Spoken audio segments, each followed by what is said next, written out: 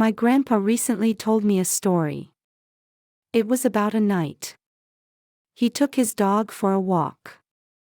He used to have a small Boston Terrier named Sherry, who he named after an old friend of his who passed away.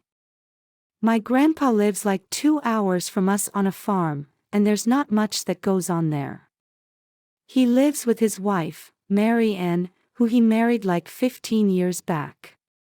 Every day, Mary Ann would take Sherry for a walk in the morning, and my grandpa would take her for a walk in the evening. On a regular walk during sunset, my grandpa was walking Sherry down the usual dirt path that ran along the woods next to their property. My grandpa passed by another person on the trail who Sherry instinctively barked and pulled towards, like most dogs do when they see strangers. My grandpa said hello to the stranger, who had a large hood up, but the stranger just walked past without even batting an eye.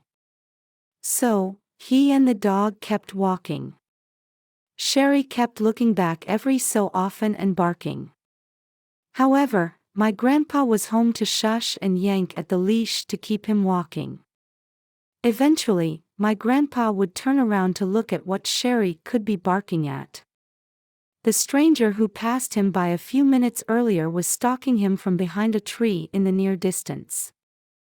My grandpa decided to pick up the pace as fast as possible. At his old age, he always carries pepper spray in his big coat pocket, just in case. He was getting closer to the house when suddenly he heard clicks from the leaves on the ground inches behind him. But before he could turn, he felt the warmth of a glove cover his mouth and nose, preventing him from screaming or breathing. My grandpa says he could hear Sherry barking and biting at the stranger, which might have helped in loosening the man's grip a little. My grandpa says he struggled to grab the pepper spray out from his pocket, but when he did, he sprayed it at least 10 times and continued spraying it even after the man who was holding him let go and started to scream. My grandpa came as close as he could to a run to escape back to his house. He was perfectly okay.